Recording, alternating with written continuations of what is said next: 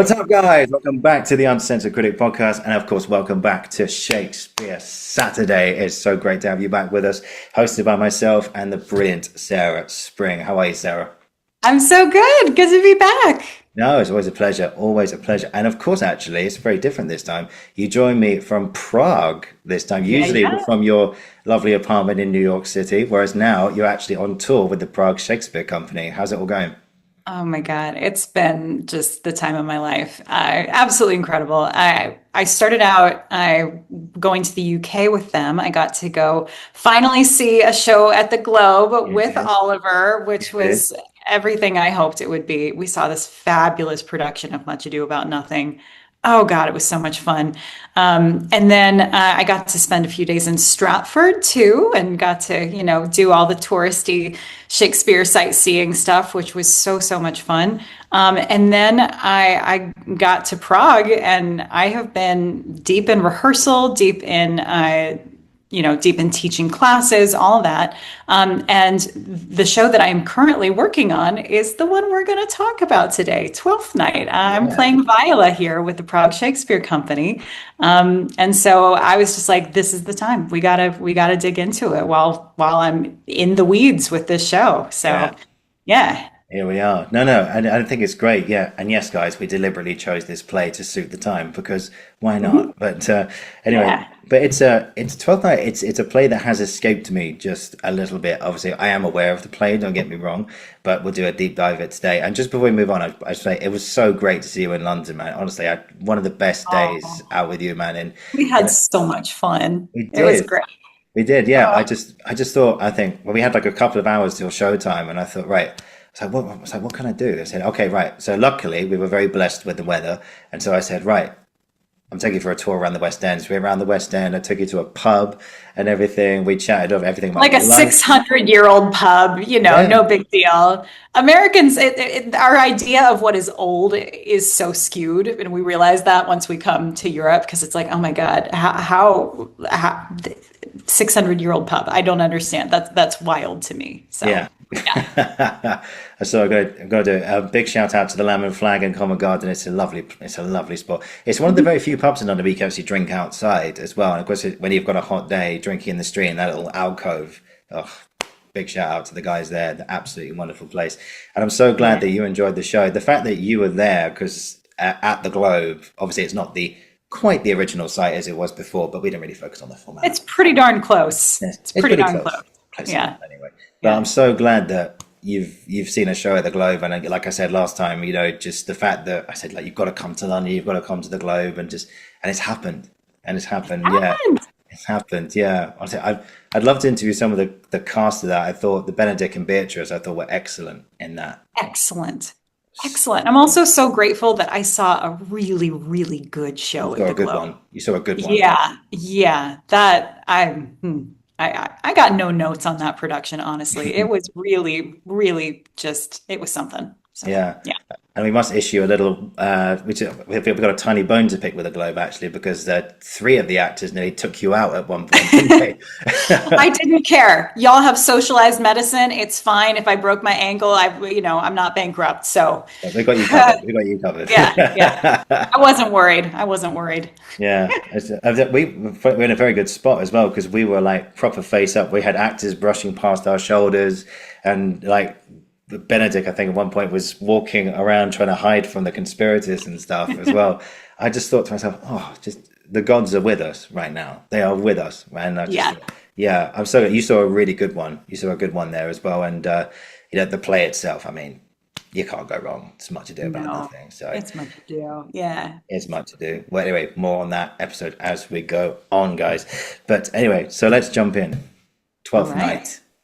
Twelfth Night. It's a play, like I say, it's a play that has escaped me over the years, but it's been a privilege to really do a real deep dive into this today and have a proper look at it. So I want to start at the beginning, really. The title, Twelfth Night, or What You Will. Mhm. What does that mean to you? Well, so Twelfth Night is a holiday. It's Mhm. the 12th day of Christmas. Sorry. And historically speaking, it was more like Saturnalia or Mardi Gras than a traditional Christmas holiday. It was a day when servants switched places with their masters. And yeah, there was a healthy dose of cross-dressing and just a day of festivities and merriment. So it very possibly premiered on Twelfth Night or was written for Twelfth Night. The first recorded performance was on February 2nd. I'll double Hmm. check that. It's Candlemas, which is Yes. another holiday. But I like to think that when Shakespeare named this play, it was, Philip Henslow, like the producer, being like, Will, you got to name this play. You got to give it a name. And he's like, okay, call it Twelfth Night or what you will, or whatever you want is essentially what you will means, whatever you want. Yeah. And also the word will meant not just, whatever you want, but it implied sexual desire too. So what you will, there's a whole lot of sexual desire going in all sorts of different directions in this play. So it's a pretty great title. I mean, it's not Much Ado. I think Much Ado is his greatest title because it's like a 4 or 5 level pun, but Oh, Twelfth Night's up there. It's pretty good. yeah, it's pretty Yeah. good. Yeah, and I think, like you say, it was a holiday, and of course, it's a holiday times. Therefore, people are, you know, spirits are high and everything. Yeah. And this play has a lot of things that are comedy, and we'll get onto whether the comedy slash tragedy elements of this a little bit later, because I think there's a healthy dose of why people could call it both sides. But Yeah. it's got everything. It's got gender. It's got ideas of gender, cross-dressing, love, false accusation, identity, sexuality, and of course an echo, pardon the expression, to Greek mythology as well. So, which we'll get onto in just a moment. But yeah, just it was performed on the 2nd of February, 1602, by the Lord Chamberlain's men, and from the Ardent Shakespeare, according to their analysis of this, it's about the follies of mankind, and you know. And I think you can say that in some ways because there are so many elements which it's about humans trying to be, they're fickle in love, they're misunderstanding letters, they are completely in this world of complete, it's bonkers. This play is absolutely bonkers. And to call, we were talking before we came on, the fact that you've seen the rom-coms, right? How to Lose a Guy in 10 Days, blah, blah, blah. Oh yeah. But to call this a complicated love triangle is putting it incredibly mildly. Incredibly mildly. So I suppose we'll start with the plot really. So there's a shipwreck, Mhm. and Viola finds herself on the island of Illyria, and she is absolutely distraught. She feels like her brother Sebastian has been lost at sea. She doesn't know if she's going to see him again. She disguises herself as a boy called Cesario, who you are actually rehearsing right now, Mhm. and then just a whole whirlwind of stuff happens, and at the center of it, it's all about love, as the Beatles say. All you need is love. So Yeah. Viola slash Cesario falls in love with the Count Orsino, who is smitten with Olivia. And then Olivia, when she meets Cesario, who's actually Viola, who's a girl disguised as a boy, falls in love with him. Hmm. So There you okay, let's begin. The madness of this play. Sum it up for me. go. I mean, I don't know. I don't know where to begin. Where to begin? Anywhere, Um, anywhere, please. okay. All right. All right. So you've also got also the twins, are not identical twins, but Yeah, male and female twins yeah. being separated and reunited. Also, if I know it's tempting to look at Shakespeare's own biography, and if we do, then it seems like okay, well, maybe if he wrote Hamnet for Hamlet, then he wrote Twelfth Night for Judith, who was the female twin of Hamnet, Mm, and this idea of oh yeah, that's the other. Man, now I'm like remembering all these things. yeah. I I love it. also think that Twelfth Night is a play about wish fulfillment. Hmm. So what you will means what you want. Yeah. And this is a play where, okay, if you do take a biographical reading, which is fun, then it's him writing a world in which his daughter gets to be reunited with her brother who died. And that's gorgeous. And Mm-hmm. also, if you compare Twelfth Night with the sonnets, which we will get into, yes, Shakespeare wrote sonnets to a man. Um, whether you like that or not, that's he was probably That's a what we would call bisexual today. yeah. There's And so evidence. when There's you evidence. Yeah. yeah, there's evidence. I'm not Yeah. being woke. Oh, you got No, what? no, no, Yeah. no, no, no, No, no. no, no, There's no. evidence of He this. was probably bisexual, obviously they didn't have that word back then, but Yeah. and so if you look at it that way, it's wish fulfillment in that way as well, because it's okay, I've fallen in love with this very womanly man, and then at the end of the day, oh, Viola actually is a woman and he gets to be with her, and whereas in real life that's not the case.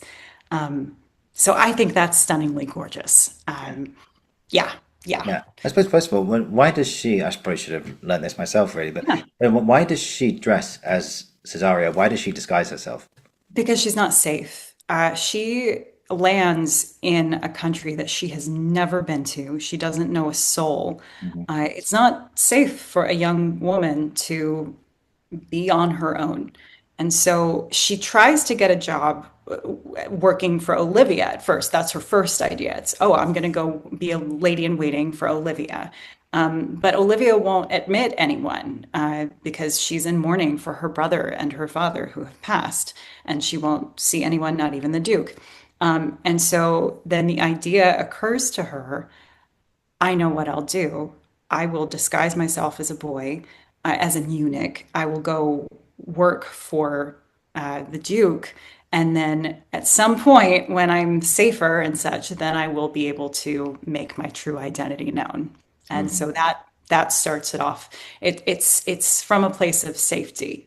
But then also when she dresses as a boy, in some ways it is her keeping the memory of her brother alive, because when she looks in the mirror, that's who she sees. She looks so much like him, Hmm. that she herself sort of disappears into this character of Cesario, who is yeah, a way of keeping her brother alive. Yeah.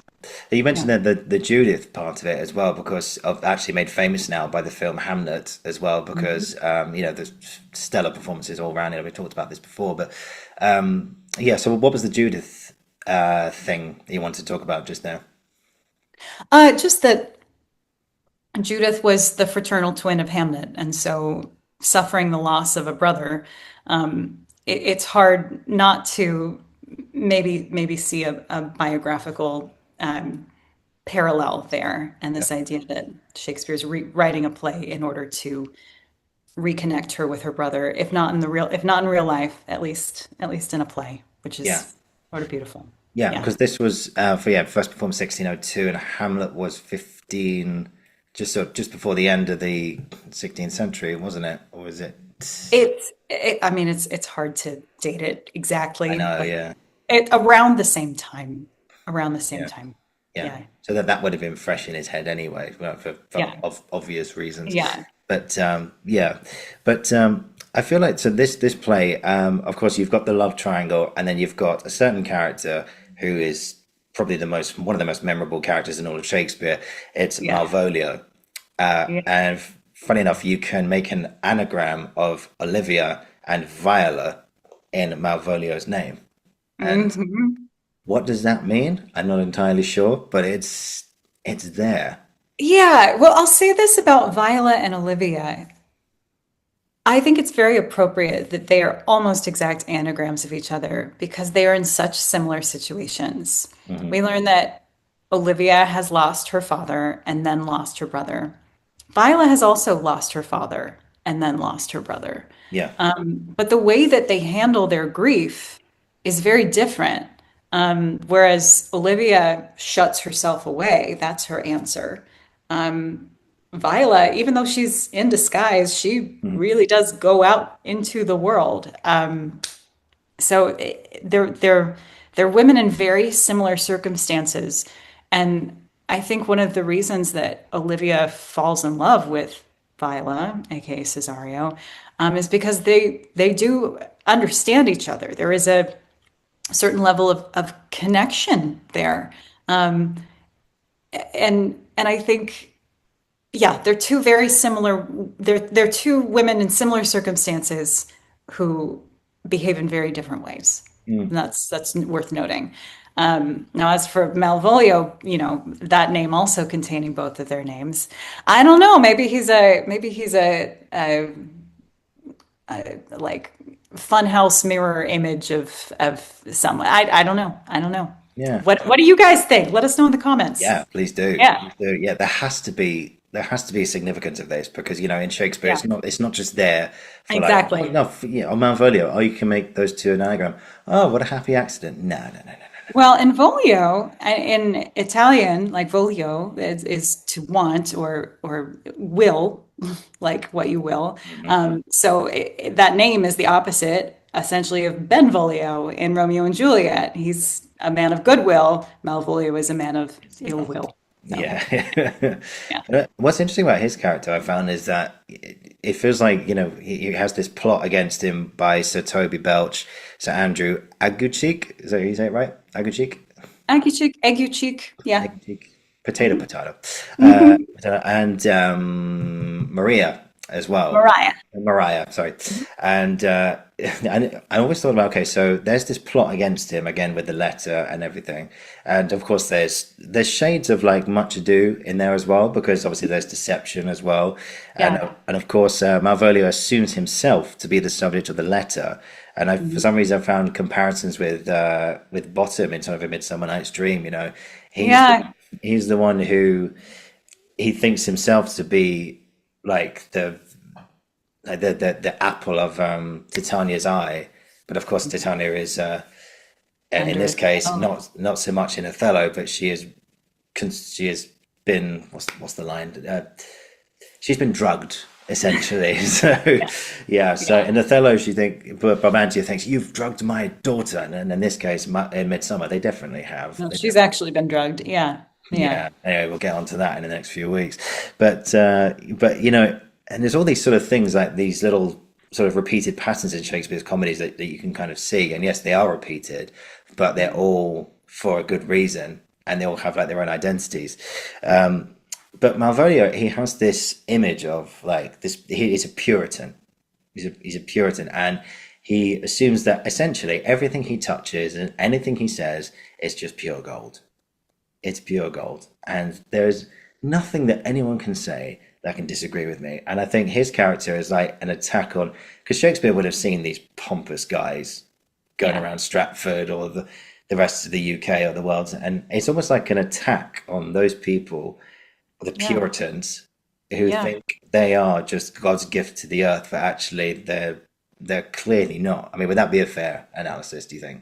I think so, but at the same time, Shakespeare doesn't make it that simple Mm, because, yes, they pull off this crazy trick on Malvolio. definitely. Mariah tricks him into dressing in yellow, which tis a color she abhors, Olivia abhors, and cross-gartered, tis a fashion she detests. Um, and every time that scene hits, it's hilarious. It's Mm, like almost amazing that 400 years later, that scene is still so funny every single time it hits, and it's fabulous. But then you get into the Sir Topus stuff, where they take him to a dark room mhm, and they start treating him like he's a madman, mhm. and it it's not funny. No. It's like hazing, and they take the joke too far. And some of you might have seen I made a video about this recently, but throughout most of the play, Malvolio speaks in prose because he's a lower class character. Uh, he's a steward, but he is very ambitious. He really wants to be a lord. That's one of the reasons why he wants to marry Olivia. He wants to ascend in class. But at the very end of the play, after he has been sort of tormented by Mariah and Festi and Toby and Andrew, all that, he has this gorgeous bit of verse in the final scene of the play when he says, "Madam, you have done me wrong, notorious wrong." And it is his only bit of verse in the entire play. Mm. And I believe that it is there because Shakespeare wants to give him a sense of dignity despite the humiliation that he has suffered. And, you know, seldom is a Shakespeare is one of Shakespeare's endings completely satisfying. He always leaves something up in the air, something something unresolved, something that doesn't quite feel like a happy ending. Mm. And I really do think that you are meant to feel for Malvolio. Yes, he's a pain in the butt. Yeah, he's a Puritan. He's a party pooper, but at the same time, they took the joke too far. Yeah. And as an audience, when we're watching that, we sort of become accomplices in the way that we become accomplices to Richard III when he's doing his plotting and et cetera. And we talked about in Othello when we sort of become accomplices of Iago's and we want to reach out and do something. Yeah. I really do think that you're meant to feel a little uncomfortable with how things end for Malvolio at the end of that play. It's not all happy go lucky there. So No, yeah. no. And despite on paper, this is a comedy, but Yes. but how? But there is tragedy elements in this play, Oh, a absolutely. hundred percent. Yeah. You So know, yeah, it's actually talking about that. It's the as best we can tell from dating the plays, this is the last true comedy that he ever wrote. wow, After this, he wrote some of the problem plays like All's Well and Measure for Measure, which are comedies. I put that in quotations, heavy Um, quotation marks. but this was, yeah, but this was the last comedy he wrote before he really started writing all of the tragedies. So Othello, Macbeth, King Lear, all of that came after Twelfth Night. Mm, And so, even though it is definitely a comedy, it is so funny, it is so joyful, it is so lighthearted, there is still such a sense of melancholy to it. And that sadness somehow, though, I think makes the joy all the more joyful. So, mm. yeah. Yeah, yeah. And I feel like there's tragedy elements in this because there's unrequited love. There's you know, obviously there's absurdity as well. There's definitely absurdity in a Shakespeare Yeah. comedy. Yeah. Olivia sees Sebastian at the end thinking, "Oh, that's the same person I saw earlier," and just completely falls in love with him there and then because in Olivia's mind there is no difference because the resemblance is uncanny, funnily enough. Uncanny. Yeah. And Sebastian goes, "Oh, okay, let's give this a go." And I mean, stunningly beautiful rich lady throws her arms around you and it's just like, "Hi, I'm in love with you. Let's get hitched." And he's just like, "Yeah, okay, okay, sure. sure. I don't have a problem with that." That's to me is one of the funniest moments in the play. Like he's just such a dumb boy. Yeah, Most of Shakespeare's most of Shakespeare's men are dumb boys. And yeah. actually, we were talking about this in rehearsal, frankly, that there's this recurring theme, especially in Shakespeare's comedies, of the women are so brilliant and they go for these men who are so beneath them. Like Viola, Viola's amazing. Orsino, He's a bit of a Rosalind, brilliant. Orlando, kind of a uh, himbo. I mean, I can go on, but it's Juliet, Romeo. yeah, absolutely. Helena and Bertram, like, Oh oh my God, please. my Like, God, do me a it's a favor. recurring theme. It's something he does keep coming back to. Yeah, These yeah, amazing women who fall for these so men. And to be fair, that's what it's like in real life sometimes. So, yeah. Oh, I've, we all know those. We all know those women, those yeah, couples. we Yeah. do, we do. I'm sure you've got your examples. I've certainly got mine. But and I've got, oh God, another one. I went for two in the same play. Gertrude and Claudius, Yeah. and God bless her, Ophelia and Yeah. Hamlet. Yeah, yeah. Yeah. Wow. Yeah. Yeah. I think Shakespeare. I think he loved his women. Don't get me wrong. Of course he did. Yeah. But why do they always fall for complete wankers, honestly, or people who are so self-absorbed and yet Orsino, he has this beautiful language, don't get me wrong, and Hamlet has this beautiful language, and Yeah. Othello, for God's sake, Yeah. he kills her at the end. But Yeah. you know, And look, these men yeah. are they can be good men. They have redeeming qualities, but it's like, oh, come on, get your shit together, man. Get it together. Yeah.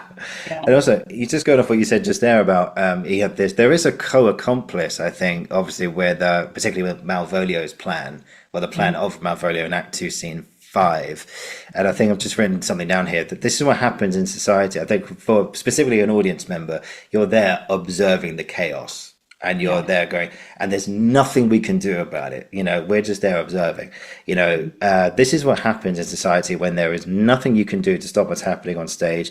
Like there's an opportunity to stop some, and almost you can take from this, and of course any other play, particularly from Shakespeare, there's an opportunity to stop something like this happening in your own life, which is what theatre is all fucking about in the first place.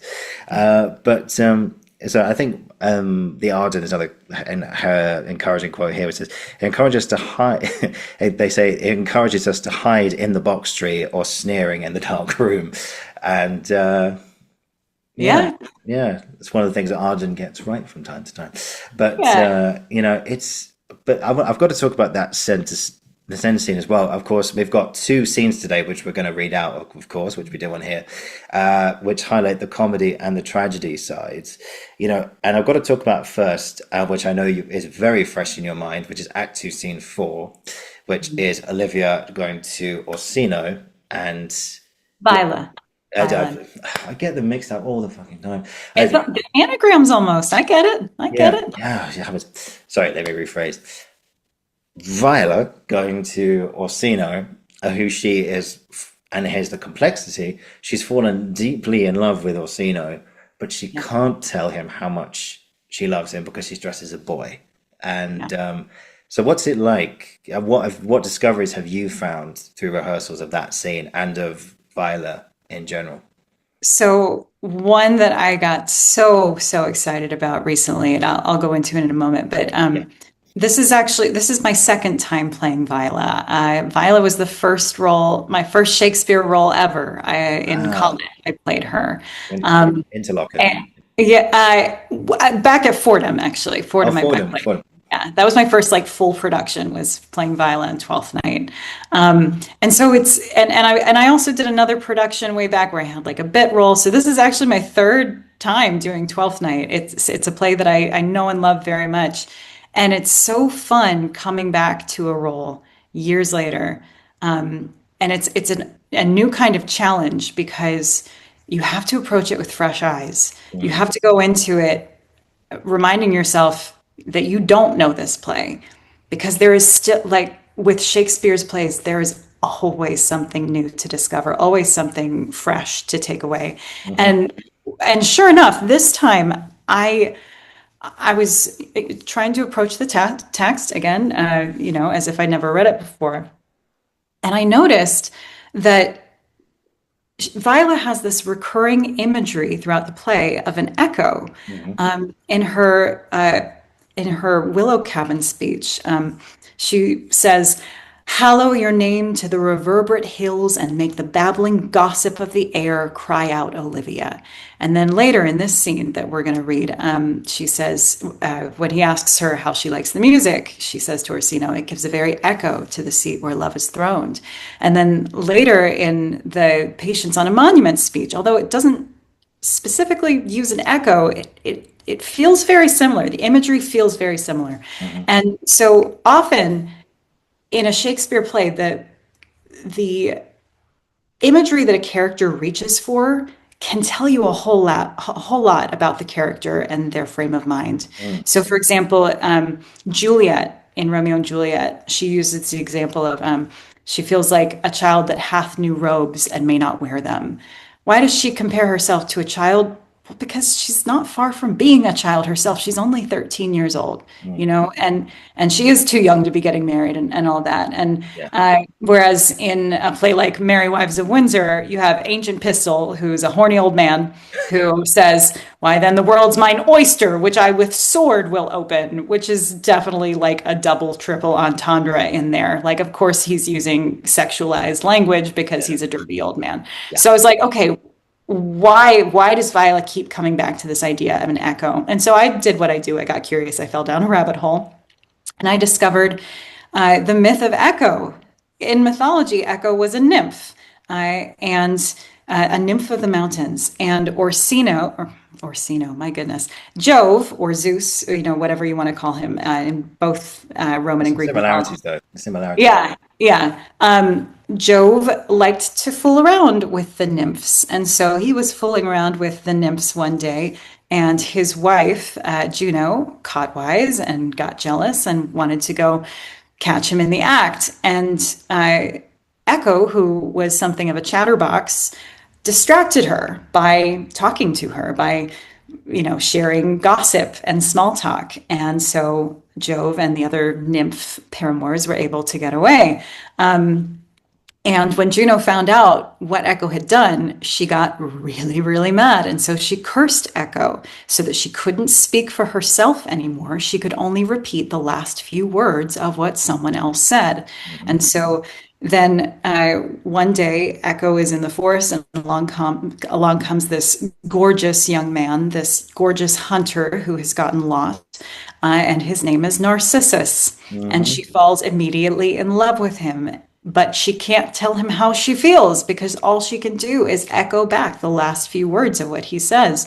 And finally, at one point, she tries to embrace him to show her true feelings, and he rejects her.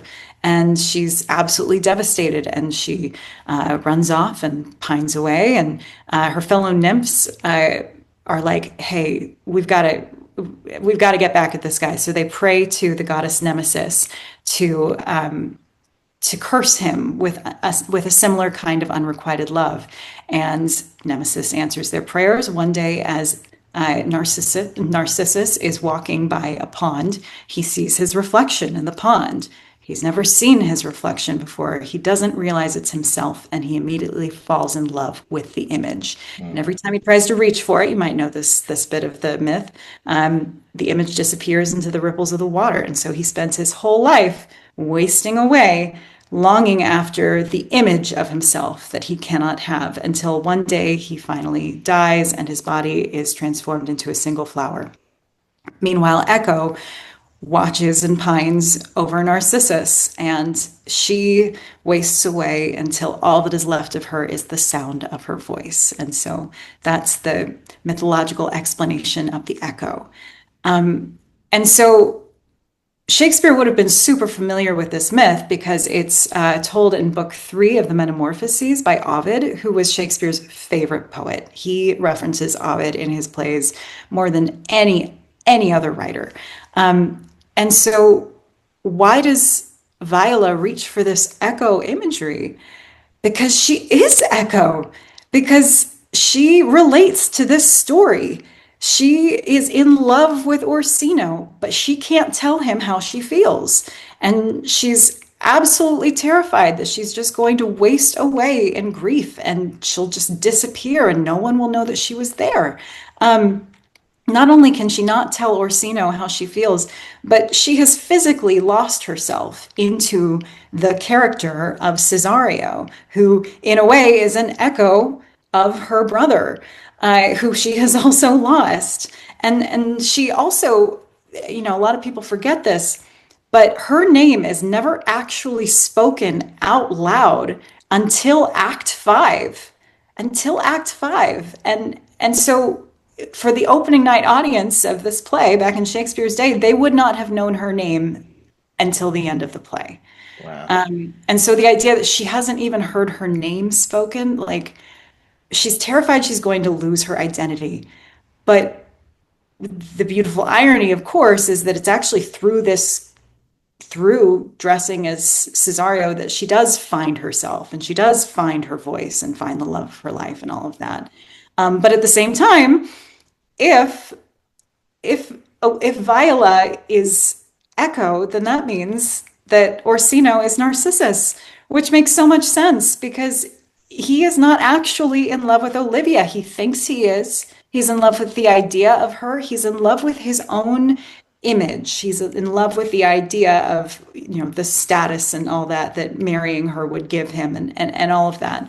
But he's not really in love with Olivia. And so this idea that he is Narcissus and that he's losing himself into himself, whereas Viola is Echo and she's losing herself into other people.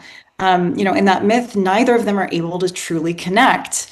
But in this play, I really do. I discovered this, and it makes so much sense. I think it's Shakespeare's retelling of this myth, where they're finally able to connect and truly, truly love each other fully. And I think that's stunningly beautiful, and it has informed so much of my performance. Just the imagery of that, the fear of wasting away in grief is really, really powerful. And it makes me honestly think, oh, these two are actually going to be happy in the end because they overcome their barriers of connection, because they actually do connect. And I think that's really, really gorgeous. I mean, that's a hell of a discovery. Yeah, and you know what? I think it's right. I think it's intentional. And what I got so excited about it too, because it's one of those things, I've worked on this play many times. I've read all the footnotes, all the, everything. I've never seen anyone mention this before. And so it really did feel like, oh my God, that's a fresh discovery. I'm contributing something to the performance of Shakespeare and Shakespeare scholarship and all that. Because I really do think that's intentional. Yeah. I mean, that's something, man. And I think also it's very real because when you're speaking to someone who you absolutely adore, and of course there's that famous saying, "You hang on their every word," but in Oh, her, yeah. she echoes his every word, and actually, Yes. and in fact, and also I didn't realize Echo was this whole was it a nymph and all this? What was his name again? Ovid. I didn't realize that. I know Shakespeare was inspired by the Greeks. Don't get me wrong. Of course he was. But Yeah. he Ovid and his Shakespeare's favorite poet, which you mentioned. He was in book 3 of Metamorphoses. Is that how you say it? Metamorphoses. Yeah. And it's a retelling of the Echo of Narcissus and happy ending instead. It's a nice role reversal there, which is nice. And of course, I think probably this play gets its title comedy because it works out at the end and there is a happy ending Yeah. to a certain extent. Obviously it does leave it up in the air, like you just mentioned. Yeah. But now, not to put you on the spot, I know you're rehearsing this right now, but should we have a stab at Yeah. it? Let's do it. Yeah, Yeah. Get cool, into it. cool. So, where are we? Here we go. All right. Act 2, Scene 4. You're going to start it. Come hither, boy. Okay, was it 13? Come hither, boy. His mount. So come hither, boy. Yeah, we can start from, yeah. So Curio has just exited the scene. So Curio says, "Fess the Jester, my lord, a fool that the lady Olivia's father took much delight in. He is about the house. Seek him out, and play the tune a while. Come hither, boy. If ever thou shalt love, in the sweet pangs of it remember me. For such as I am, all the true lovers are unstayed and skittish, and all the motions else save in the constant image of the creature that is beloved. How dost thou like this tune? It gives a very echo to the seat where love is throned. Thou dost speak masterly. My life upon it, young though thou art, thy eye hath stayed upon some favour that it loves, hath it not, boy? A little, by your favor. What kind of woman is it? Of your complexion. She is not worth thee, then. What years, in faith?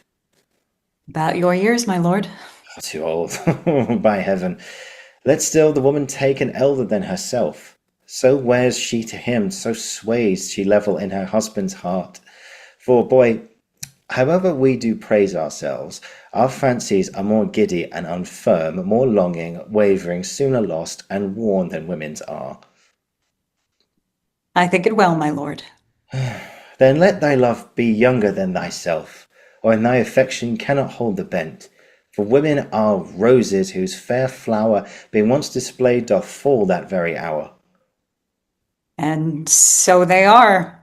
Alas, that they are so, to die even when they to perfection grow. Let's enter Curio and fest the fall. Oh, fellow, come! The song we had last night. Make it, mark it, Cesario. It is old and plain. The spinsters and the knitters in the sun, and the free maids that weave their thread with bones. Do us to chant it. It is silly, soothe, and dallies with the innocence of love, like the old age. Are you ready, sir? I prithee, sing. And we cut down, song, Sing this song. gorgeous song. Blah, blah, blah, blah, blah. And then he goes farewell, he exits, and Orsino, oh, let all the rest give place. Once more, Cesario, get thee to yon same sovereignty cruelty. Tell her, my love, more noble than the world, prizes not quantity of dirty lands. The parts that fortune hath bestowed upon her, tell her, I hold as giddily as fortune.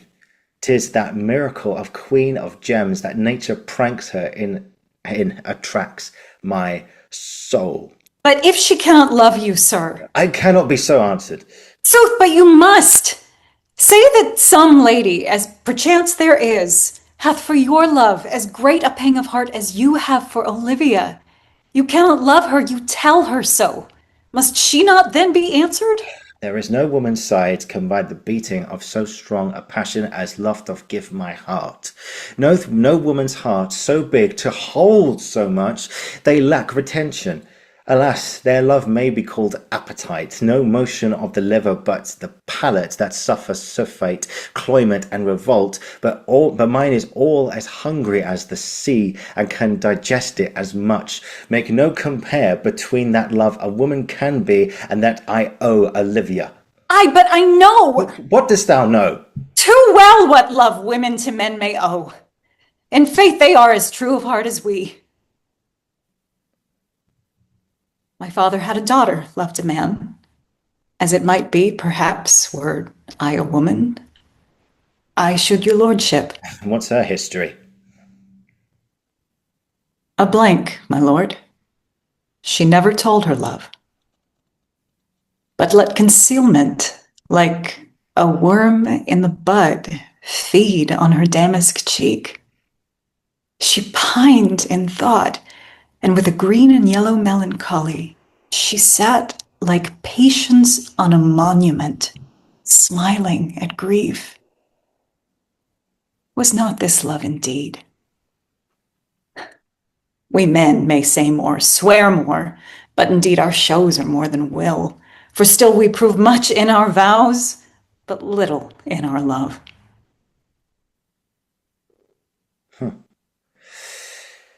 But died thy sister of her love, my boy? I am all the daughters of my father's house, and all the brothers, too. And yet I know not. Sir, shall I to this lady? Aye, that's the theme. To her in haste, give her this jewel. Say my love can give no place, bid no denay. And scene. I love that scene. It's so beautiful. It's beautiful, man, isn't it? Yeah. Oh, man. It's like you can obviously, you play this, but from reading that, hearing the way you did it there, brilliant, by the way.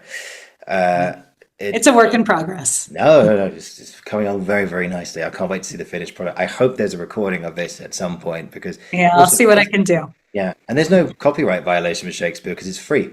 So yeah. Anyway, there'll be a way around it. I'm sure you'll work it out.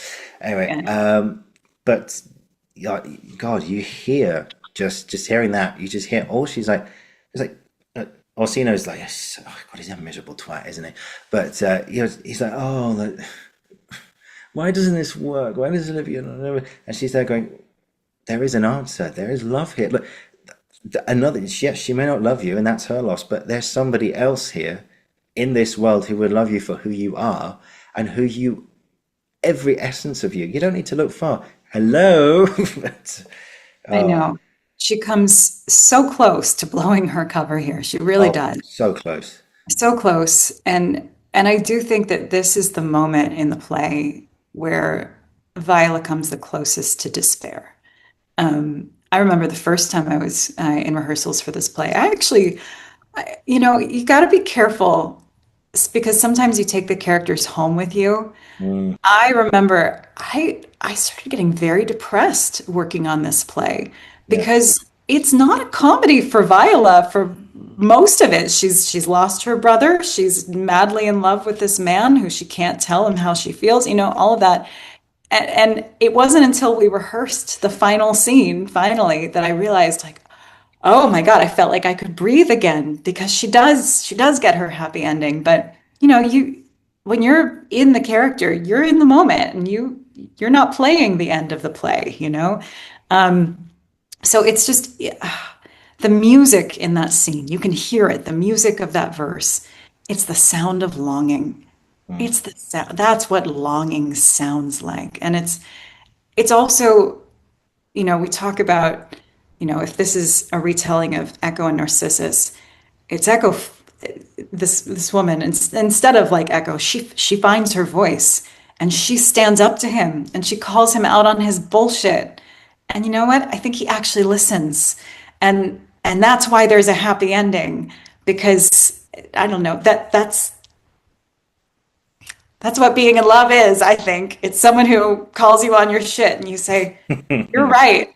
You're right. And I love you for it. And I love you too." Like it's I know that sounds silly, but it's such a part of it. Not at all. Um At all. yeah. Yeah. And God, I know we've talked about this, but my favorite version of Twelfth Night that I have ever seen is the 2012 version at the Oh, Globe, super, with super. Mark Rylance playing Olivia and Stephen Fry playing Malvolio. Malvolio. Which, oh my God, if watch it, it's like you can buy it for I think £10 on the Globe, Globe Globe, here. Globe Just player. buy it Yeah, on you the can. phone. It's absolutely worth it.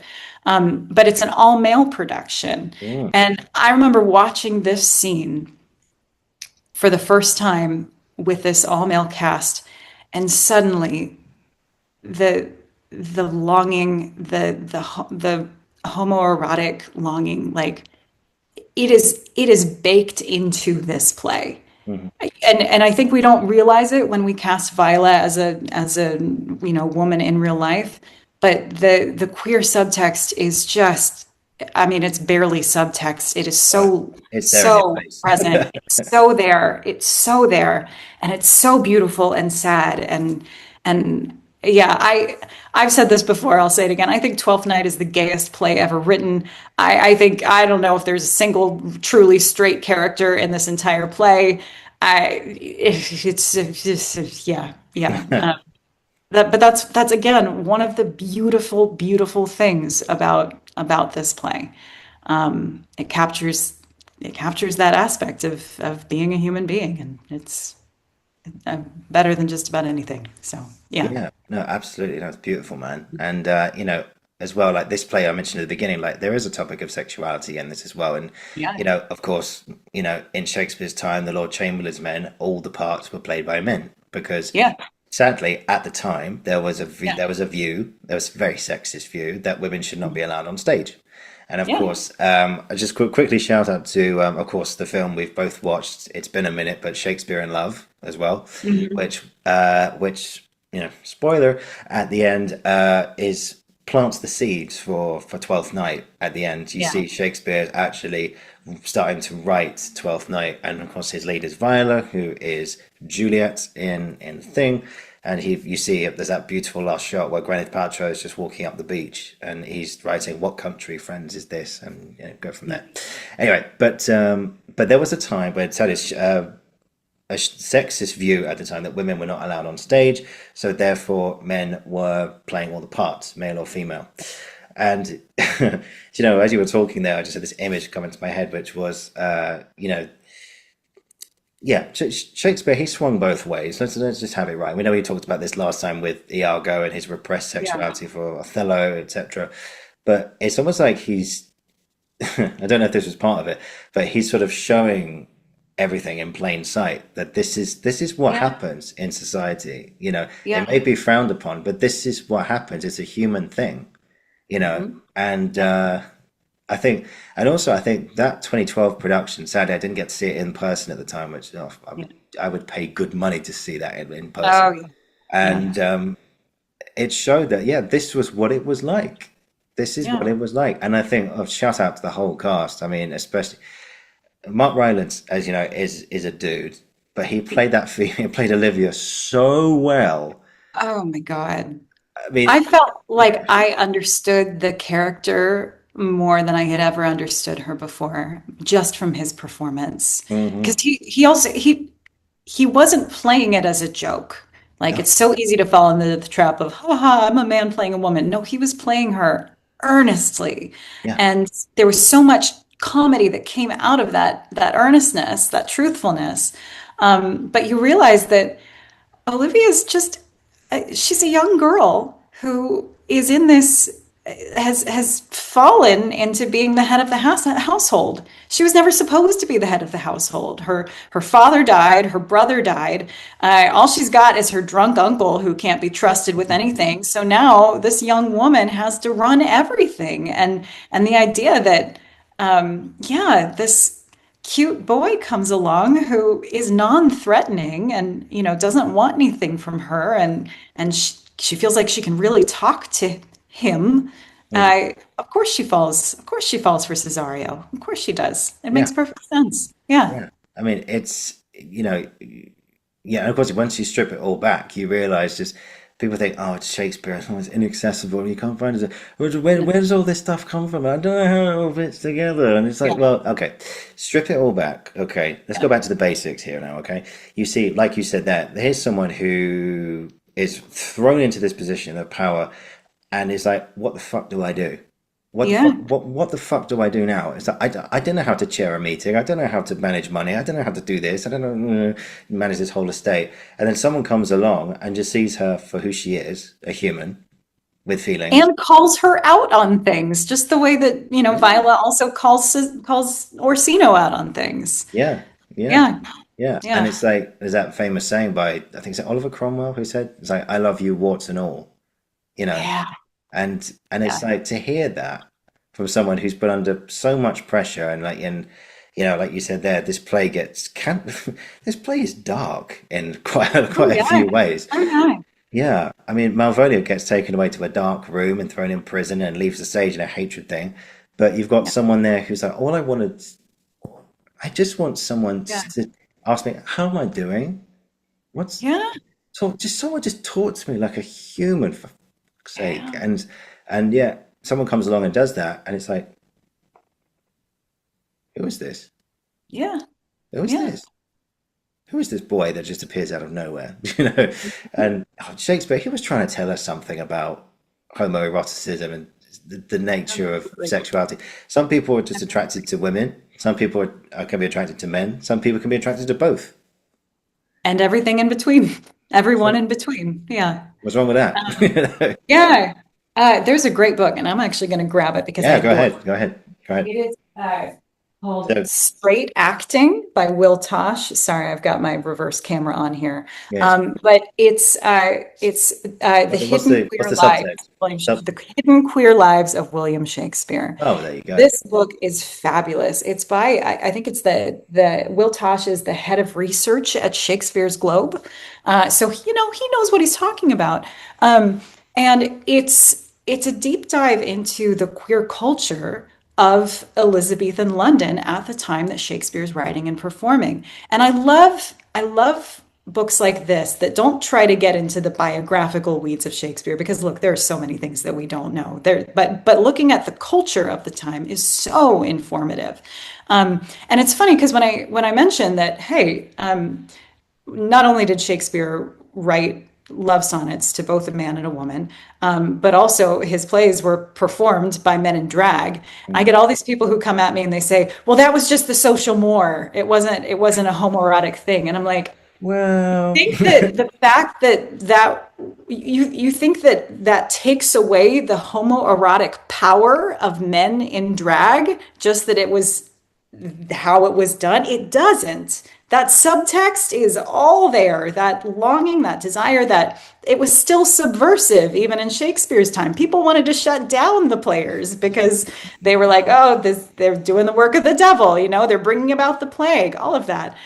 There were actually I'm going to use the word queer. Of course, it's anachronistic because they didn't have the names for Yeah, that word at the you time. can say it now. You can say it. Yeah, Yeah. but queer audience members would actually fangirl over the leading ladies. Again, I put that in quotation marks in the plays. They would pay to take out the leading young male actors who played the women and asked them to continue wearing their costumes when they went out to dinner with them. So, like, I'm not making that up. I'm not making I that know, I up. know. I'm laughing because yeah, I can see that happening. I can see that Yeah, happening. yeah. So it's just wild. It's wild that people think that being, bisexual, being gay, whatever, that this is an invention of the last century. No, it's Not not. quite. Not It's quite. always existed, always been a huge part of these plays. And I'm sorry, Sebastian and Antonio, they're gay. Antonio certainly, like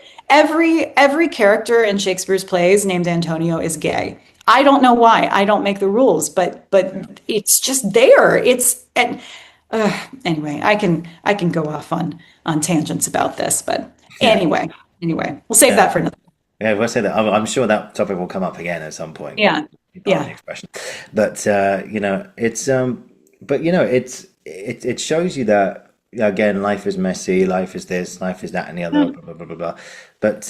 But also, I think that I have to again just going back to just to finish that little segment you just said there. Actually, again, there's a ironic now. It's ironic line having seen it again. Like you said at the beginning, when you come back to things you Mhm. realize you see it again for the first time, even though you've read it so many times before, but you see it again. But there's a scene in Shakespeare in Love where him as and Gwyneth Paltrow as Romeo and Juliet are together for the first time up in the bedroom, and they're undressing each other, and she says, "Oh, I've never undressed a man before," and Shakespeare goes, "Well, it is a mystery to me too." It's like, well. No, no. 20 pleasing late 20th century audiences there, I think. So yeah, Yeah, yeah. no. I mean, there's enough evidence of it, but yeah, Uh, but there you go. But one thing that really did was kind of tickle me actually, going back to the comedy element of this, was the famous scene with the letter oh yeah. with Malvolio, which is set up as a plan between Mariah, Toby Belch, and Andrew Aguchik as they hide in the box tree Hmm. behind, and they've laid out this letter saying to Malvolio, Moai, that basically Olivia she fancies the pants off you, mate. She wants you. And of course, it's written in a way which is similar to Olivia's hand. He picks up this letter, he reads it, and ironically, I'll just get onto my point in a second. Sorry, so many things just keep popping into my head whenever I Okay, talk to I you. So know. it's I great. get so excited. And people paint Malvolio as like everyone's got to have a villain for a piece. Everyone's got to do this. Everyone's got to do that. Everyone's got to hate him. Blah, blah. And he stands for the Puritans and the ego. Blah, blah, blah. But he's of a low social standing, so he thinks highly of himself than he actually is. However, the way Stephen Fry played this scene, where he says Malvolio, and he says, "I think," he's like you. To me, he played the human inside, the little inner child that wants to be loved. And I don't think that's obviously I haven't seen the play that many times, but I think I'd be very surprised if nobody plays the innocence of Malvolio the way that he does, and the actual inner vulnerability which he hides, because of the way he plays that scene. He goes, "I thank my stars. I am happy." And the whole audience go, Oh, oh, and yeah, yeah. and he skips off stage, and of course he goes, "Oh look, there's a postscript," and the audience is like, Uh-huh. and I don't know about you, but I was like, "Tell me more, tell me more." What else? What Uh-huh. else is there? And Yeah. I know I've mentioned that on another episode before, but I think I just he says, "I am happy." which of course is beautiful in the moment. But then now I think, oh no, oh Uh-huh. no, I oh no, know. this joke has gone too far. This joke has gone way Yeah. too far. You're messing with someone's rarely seen vulnerabilities here. Yeah. And he actually, this letter's made his day. The way that Yeah. Stephen played it, anyway. I'm sure other productions do it differently, blah, blah, blah. But I thought, wow, you're messing with someone's true emotions in that Mhm. moment. But yeah, but we'll get onto that just in a moment. But where he reads out that this is my lady's hand, that her C's, her U's, her T's. And he goes, C's, her U's. Receive her youth and her tease. Yeah, it's missing a letter, isn't it? Uh-huh. Yeah. Hmm. And of Hmm. course, I think it's Sir Andrew says, her C's, her U, wait, what was it? C, U's, her T's. And he goes, shh, right, come on, I'll tell you later. Okay. And it's like, and just for anyone who is confused, that is an Elizabethan translation of the word cunt. Okay. So, Caesar used it, so Shakespeare again playing with the imagination, letting you do the rest. So, and of course, there's double entendres in there and everything which you search for. But Thus she makes her great peas. Yeah. great peas, yeah. But then again, yeah, when you see someone do it so well like that, you think, oh wow. Then of course, there's so again in these plays, there's so much going on at any one time. It's amazing. And then, of course, we cut to Act Three, Scene Four, which is this is what gets the audience up on its feet. This Oh is yeah.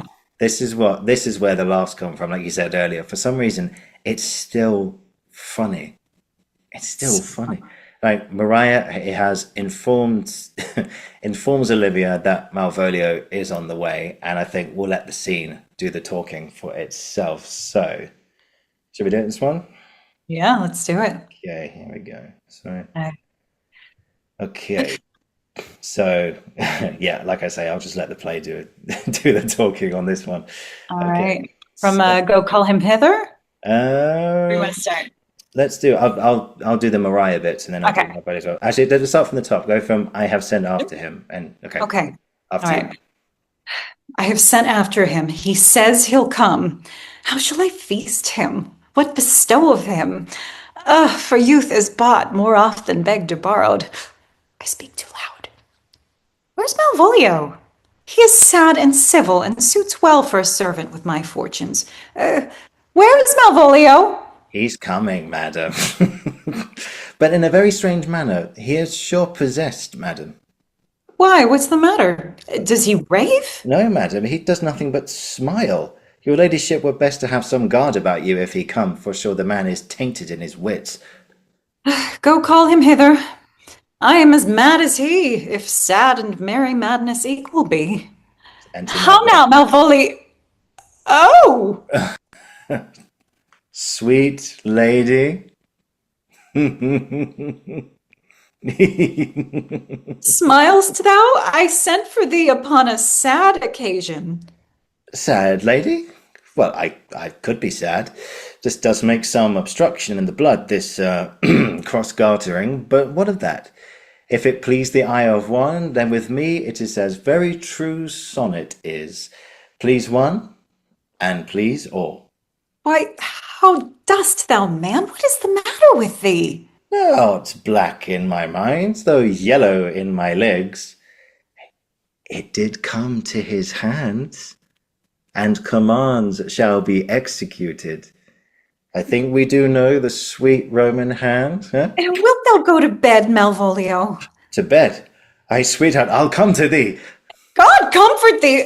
Why dost thou smile so and kiss thy hands so oft? Maria, how do you, Malvolio? At your request, yes, nightingales answer doors.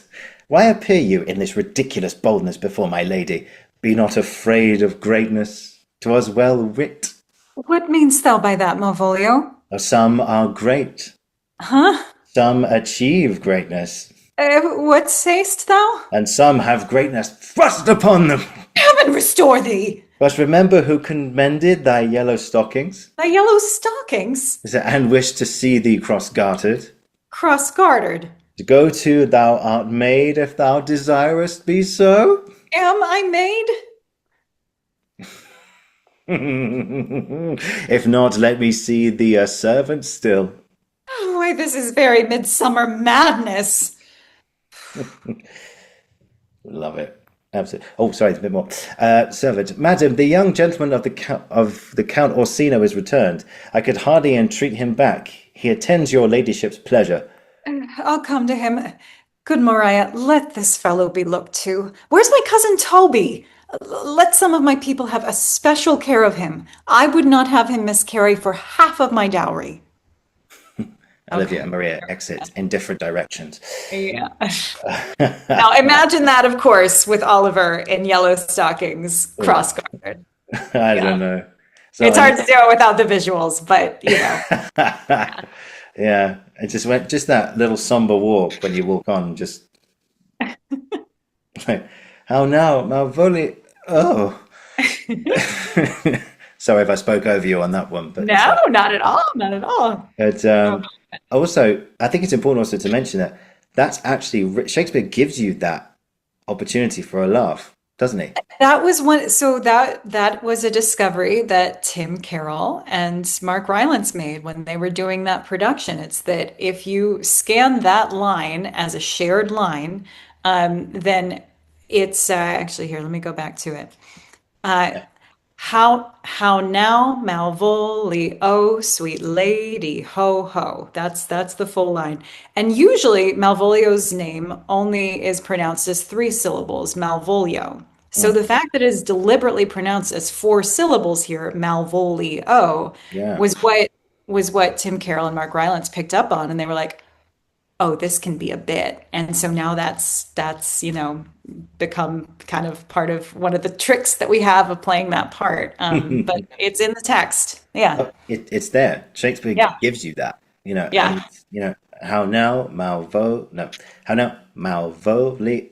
Oh, I mean, hmm there. Yeah, it's right there. It's right there. And this is why we pay attention to iambic pentameter, people, because it gives you so many jumping off points for creativity and bits and information about your characters and all of that. I have a free guide to Shakespeare's verse in my bio if anybody wants to check it out. Link It's below. really not as scary as people think it is. I find it absolutely fascinating and so much fun to work with. Oh, Yeah. 100%, 100%. Yeah. And it's all these things. Again, the audience are just hanging on every word, and just Um, Mariah's line, "He's coming, madam." Also, man, the Mariah in that production, I don't know the actor's name, but Oh, man, he's oh, incredible. oh, He let me Google he it. gets so many laughs that I knew were there, but then so many laughs that I didn't know were there. If you know what I mean. The way that he discovers lines and discovers the tricks that he's going to play. I mean, Mariah is such a trickster. I love her. She's delicious. Oh, so good. So just Yeah. one second, I'm gonna look this up because whoever that was, oh, So so funny. so funny. Hang on, Yeah. Twelfth Night. Oh God, that's like Google's taking me off on 100 different tangents right now. It's going to give you an AI overview, and it's like, I don't need that. I just need the name of the guy. I know, yeah. Hang on. 12th Night, 2012 cast, Globe. Here we go. So Mark Ryan. Okay, here we go. So about Paul Chahidi as Mariah. Yeah, All Rebbe, right. if you're listening, sir, well done. Shout out to Paul. We love your work. We do. Absolutely brilliant. But so in your mind, obviously you've seen the play many times, but what was it about Mark Rylance's Olivia, which was just because I've watched it, he has the delicateness, he's got the physical thing completely to a T. His Yeah. voice, his look, his aura, and are there all these all these future female actors about to play Olivia just going, you bastard. No, I know. Uh, and well, it's frustrating too, because like obviously I want women to be playing these roles. I want women to get to play all the roles in Shakespeare they want to play. And so, when it's like, oh, we got an all-male production of a Shakespeare play, sometimes it's frustrating, but also like it is fun to have those every now and then because you learn so much from the original practice of it. You really do. And I don't know, if I could tell you how he does what he does, then I mean, I would be doing what like I can't. He makes it look just so easy and impossible. He makes her, like I've said, he makes her so earnest and he plays her so truthfully. But at the same time, she's a little bit frantic. And he really takes off with that, like the line after Cesario leaves, and he says, "What is your parentage?" And just the way that, Mark Rylance just hides his face up. It's so funny. It's so funny. And also, the way that Orsino describes the way she walks, that she glides, he actually does somehow make this character glide across the stage. It's kind of extraordinary. Yeah. Um, yeah, it's something you just got to see it. That's all I Oh, can. so good. So Yeah, good. It's yeah. available on Globe Player, but I'll link, someone's put that scene on YouTube, the Malvolio with the yellow stocking scene. I'll link that below, guys. Yeah. Just watch it. It's genius. Absolute genius. And the fact that, well, the one thing I love about Mark Rylance, I'm sure we've talked about him before, but I look at him and it's like there's no stone left unturned. He's been through Yeah. this text. He understands the backstory. He understands the context. He understands what he has to do with his body. He knows his lines. He knows the beats in the line. I mean, he was the one who discovered Malvolio. Oh, Yeah. without there'd be no that without him. Yeah. A bit like, and I remember us talking actually outside the Globe. I think at the interval, where we talked about how some people just either that's going with the rhythm, but sometimes you can have Derek Jacobi go against the rhythm in Much Ado, going, "She loves me." The line goes, "She loves me. Why it must be unrequited." Or it goes, "She loves me. Why it must be requited." And it's like, yeah, Yeah. anyway, it works both ways. But the Yeah, fact that, absolutely. Absolutely. but he's a, We take what works. We take what works and we use it. And, mm, wherever the inspiration comes from, fine. Like, just find those human moments because that's why we keep coming back to these plays for the humanity of them.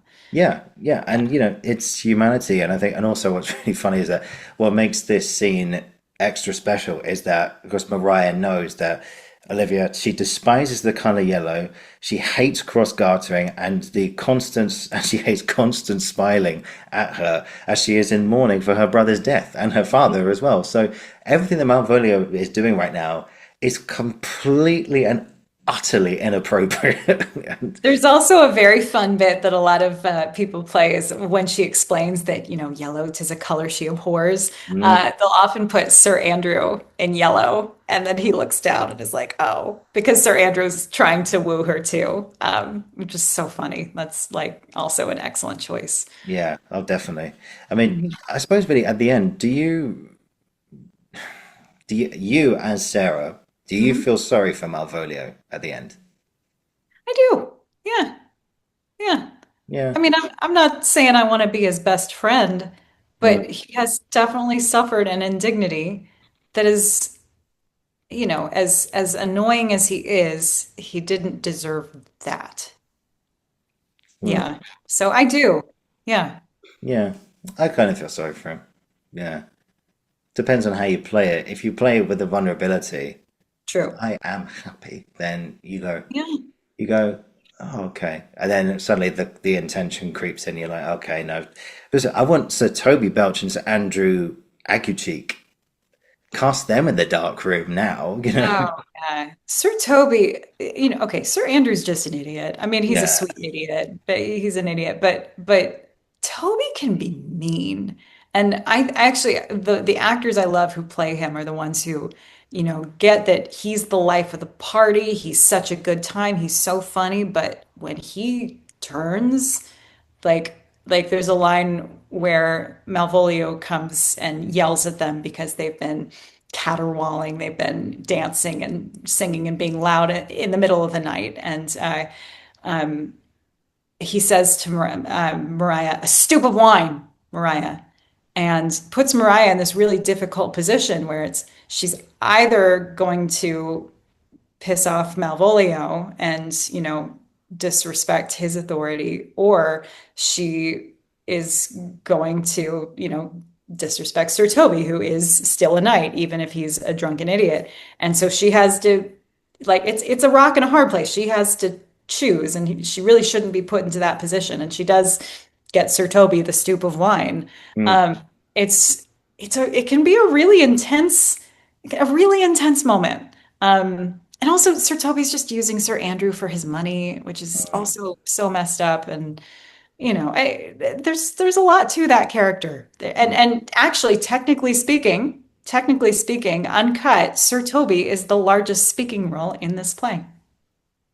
Fun fact, yeah. Now, normally in most productions, his part gets cut and Viola ends up being the largest, but Viola is technically the second largest part. Yeah.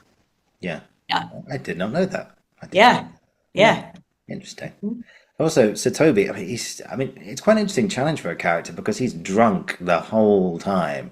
And Uh-huh. I remember I saw one production, I'm not going to say who was in it or where it was, but it was disappointing of this play. Again, sometimes when you get to the interval and you think, should I go now? Should I? Yeah. Should I? This is not grabbing me at all. And yeah, Yeah. and then sometimes you go, oh, it'll get better, and it did not. It did. Oh, I'm sorry to hear that. Yeah. No, no, no, no, no. Yeah. It's not your fault. But yeah. Anyway, but I think it's. I won't say where it was, but it was. But I think it's quite a challenge as an actor because you've got to speak, especially you've got new audiences coming to Shakespeare or hearing this for the first time, and you've got to Yeah. make sure that what you're saying is clear, but also being yeah, Intoxicated. yeah, appropriate to the character. In this case, he's Yeah. intoxicated. I remember the guy who played him in this particular show. Yeah. I didn't understand a word he was saying. It is a very, very easy trap for actors to fall into. And not just playing Sir Toby, playing any drunk character. The Yeah. thing you always have to remember is that anyone who is drunk is trying to play sober.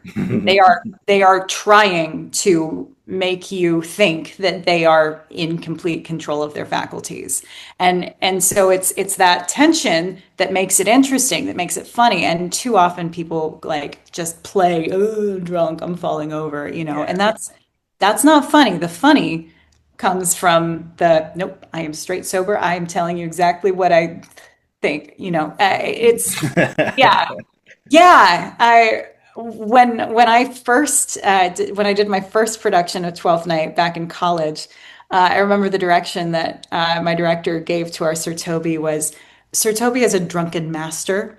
If you've ever seen that movie, like Mm. the drunker he gets, like the better a sword fighter he is. The drunker he gets, the more the more witty he is. And I thought that that was such a good direction, and that's so funny. Like, Yeah. yeah, he's a drunken master. He's drunk most of the time. He's used to being drunk. He's a very functional alcoholic. Oh, well, Yeah. high functioning alcoholic. Yeah. Uh-huh. Yeah. Yeah. Yeah. Yeah. Exactly. I Yeah. remember, yeah, again, I've seen one production where he had, I think they tried to modernize it a little bit. So he had a bottle of vodka on his person at all one time. And you go, but again, it was like, it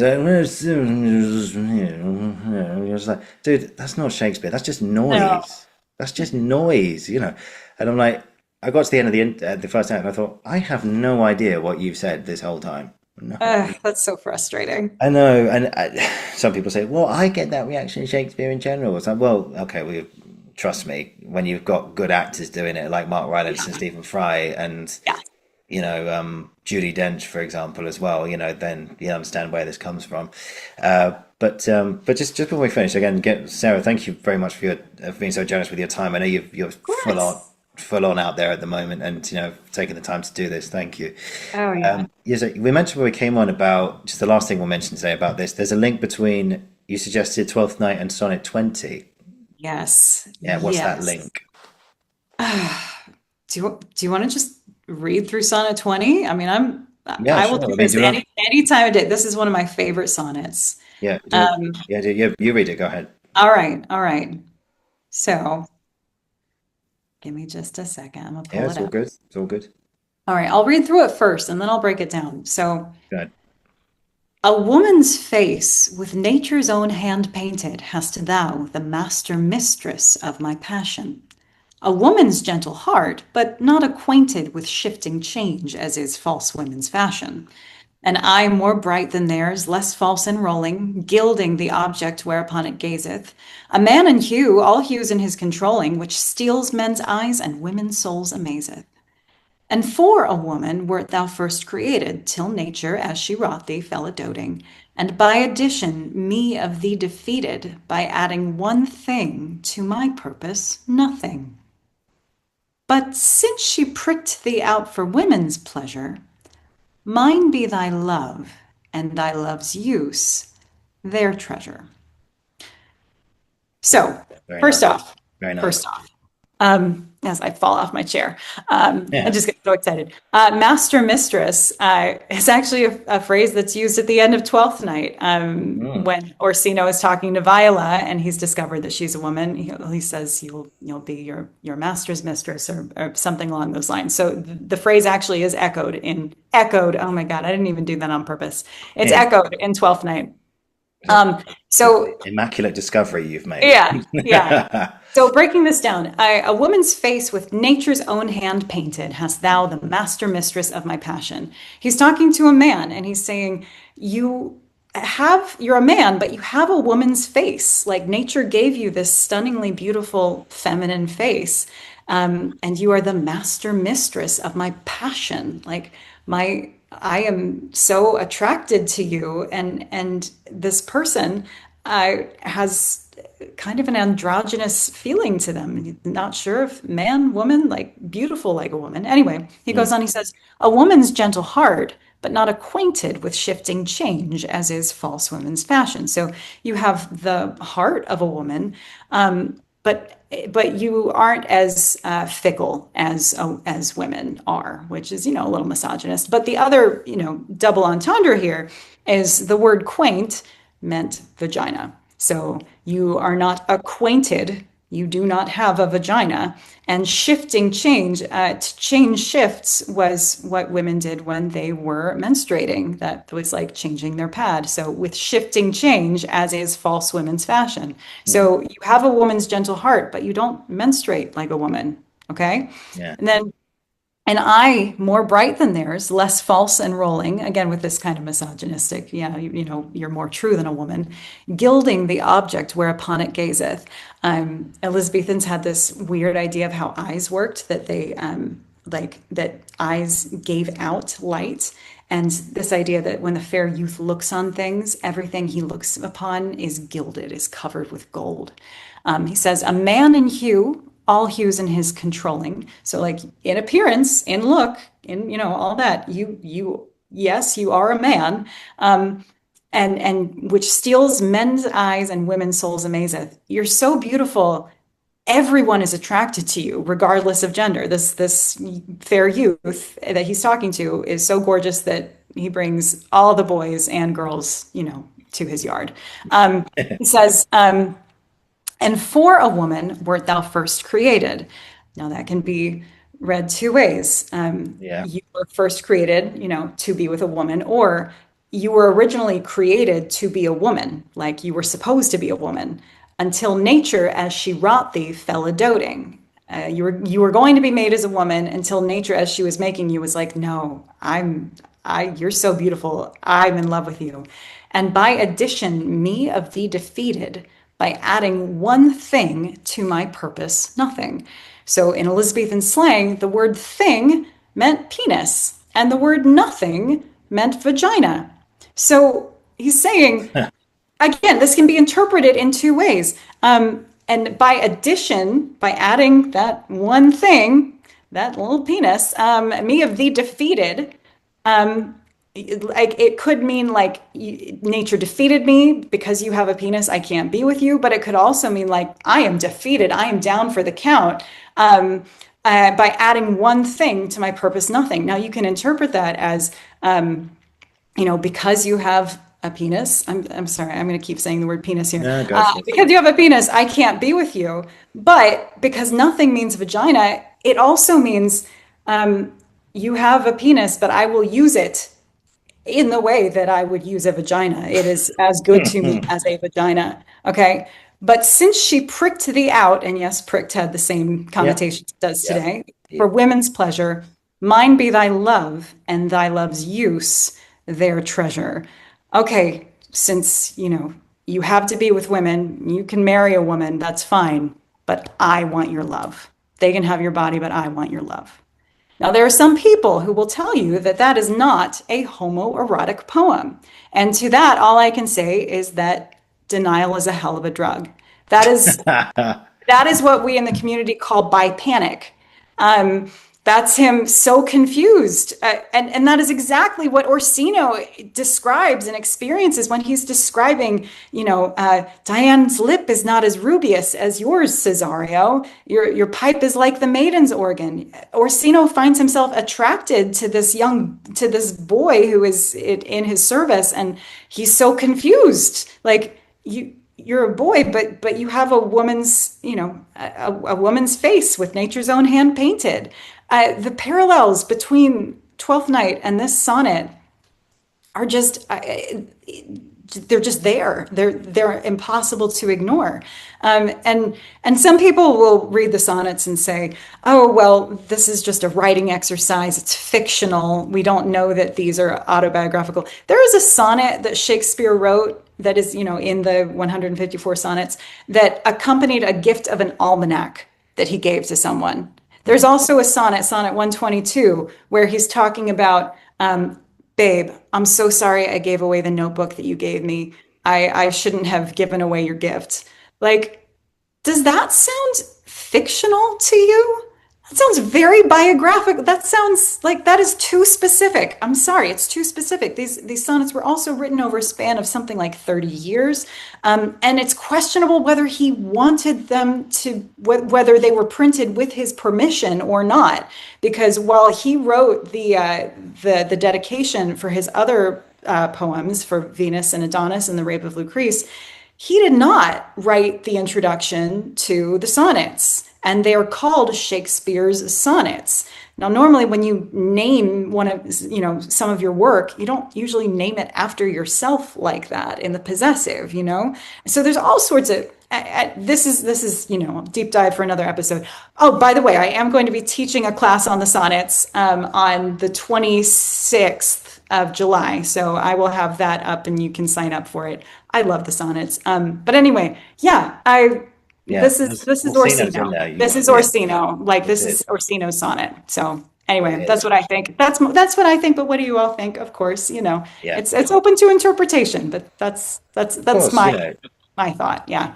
yeah. I mean, this is a common theme, on here. And I think, sadly, we talk about all this stuff and people go, no, it couldn't be possible. It could be possible, still have a, Yeah. I'll be honest here. There's still a hint of, what's the word I'm looking for here? There's still a hint of, it's completely escaped my mind now. Yeah, it'll come back. Homophobia. That's it. Sadly, in quite a lot of cases, but love is love, guys. Just Love is accept love. it. It always has been. And, it also just cracks me up. But the people are like, I mean, if I describe to you a friend of mine who works in the theater as an actor and a playwright and writes a bunch of plays that have queer coded characters and has written love sonnets, in secret, both to a man and a woman, like, would you assume that that person's straight? Because I wouldn't. I No, mean, I just wouldn't. That's not how that works. yeah, you like, And like, the theater has always been the home to people, who are, outcasts, different, and in Shakespeare's time it was no different. So yeah, and I think that's the message of this play, which is, again, we're not just saying this to like do a rally cry, guys. We're here to say this is no, the message of this play. This the is what message. this is what Yeah, Twelfth Night does, and this was written first performed 1602. yeah. That's 400 and 1602, 2002, 2022, 21st. That's 420.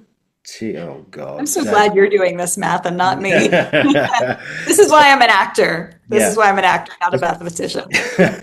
This play is 424 years old. Yeah. It's And been it's going on still longer. a banger. It's still a banger. It's so good. I Yeah. love it.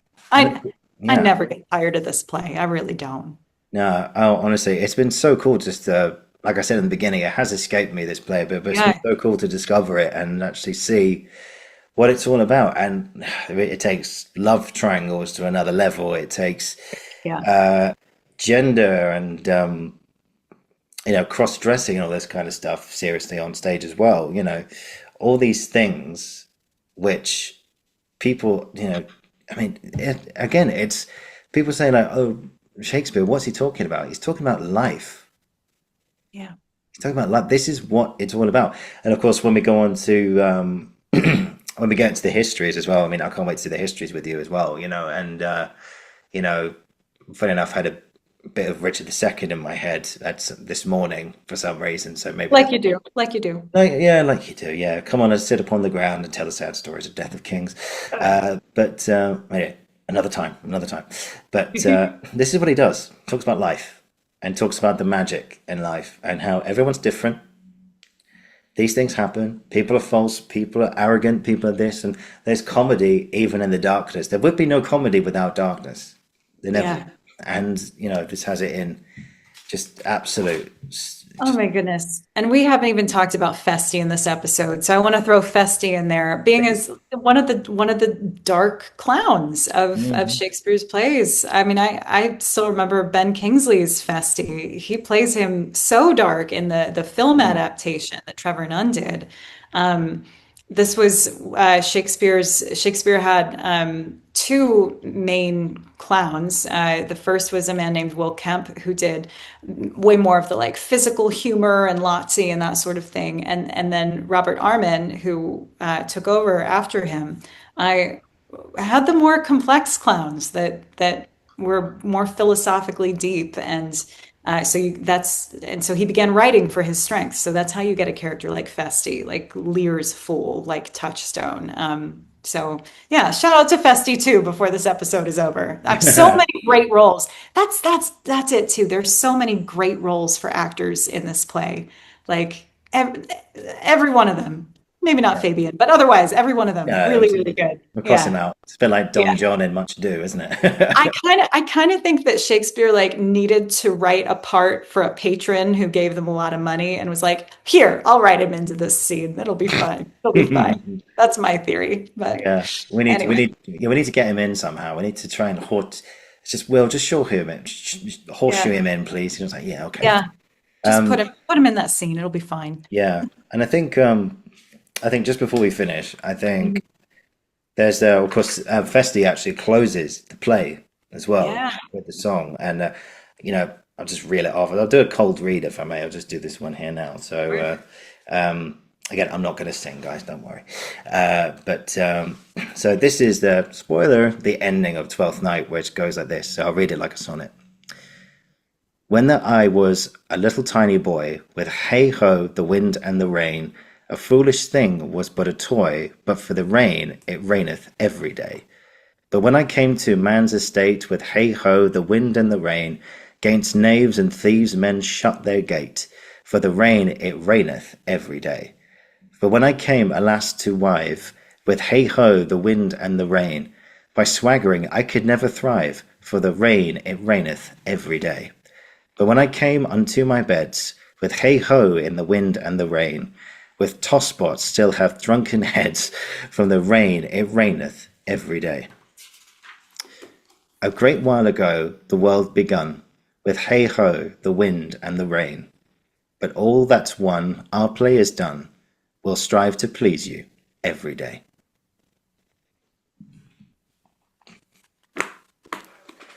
Isn't that life? The rain it raineth every day, and we still keep on living. We still keep on, to quote Taylor Swift, dancing through the lightning strikes. Yeah, I think that's what this play is about. It's about finding joy even in grief, living, living, continuing to live even through hard times, and finding love and finding joy regardless. Yeah, Um, yeah, yeah, yeah, and it also just Viola out of the worst moment in her life, a shipwreck where she is, nowhere and terrified and has lost her brother, it actually ends up directly out of that comes her her finding herself and the love of her life and finding her brother. Like Mhm. often the darkest moment of your life gives way to the greatest moments of your life. Um, and I kind of think that's something of what this play's about too. So, Yeah. yeah. And of Oh, course, he's alive. Sebastian. yeah, He he's alive. is alive at the end, and for all the darkness, there's light at the end, which is nice. Yeah. And of course, that makes it again on paper a comedy. And you know, it struck me we've been very tragedy heavy to begin this series, and it's nice to have a comedy. True. Yeah, I'm glad. I'm glad. yeah. We need, And frankly, one of his best, I think. yeah, One of his, yeah. We need another one for next time as yeah, well. I think let's keep the comedy vibe going before we well. slip back into the darkness of morality, which Shakespeare so brilliantly captures as well. But Yeah. yeah. Oh, brilliant! I mean, we'll probably do another one on this at some point. It's still we're scratching the surface again. It's brilliant. Oh my God, Sarah, thank you. Pleasure as always. It's been so As great to see always. you. And Ah, you know, yeah, let's keep it going, man. Let's keep this going. I love what we do, and there you go. I look forward to this every month. yeah. Oh, it's great, man. Let's keep this going, guys. Stay tuned for our next episode. Um, Yeah, brilliant. Guys, thank you for watching. Thank you for listening. This has been the Uncensored Critic podcast. This has been Shakespeare Saturday. Stay tuned for even more Geek Out Shakespeare sessions coming your way. Plays and sonnets, the whole canon. We will do it. We're challenging. And plus, we're learning as well. We're learning stuff Yeah. about plays, which we mentioned Love Labour's Lost, which is a play I've never actually seen, actually, but I Yeah. I'm will. performing in it right now. So Yeah. yeah, we'll talk about it. I Yeah. get it. No, I'm learning new things about it as well, and which is great. And Sarah, thank you so much as always. I look forward to next time. And guys, until next time, keep the magic going in your own life as well. Ow, ow. And we'll see you very soon. Thank you, Sarah.